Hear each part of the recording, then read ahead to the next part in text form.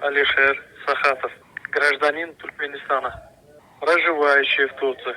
Объявляю голодовку как знак протеста против несправедливого задержания меня и в попытке отправить меня в Туркменистан, где меня ожидает мучительная смерть в Туркменистане. Я отказываюсь от какой-либо пищи и воды, пока моя ситуация не разрешится справедливым образом.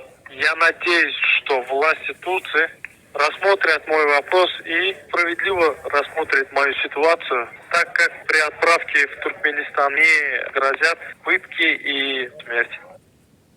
Men Abdullah Urusov, Türkmenistan vatandaşı, Türkiye'de yaşayan. Beni bir kanun töhmet atıp Ankara Akyurt gönderme merkezinde menşuat. Men Türk hükümetinden menin işimi adaletini çözmeyi talep ediyen. Men şöyle açlık galadovka ilan ediyen.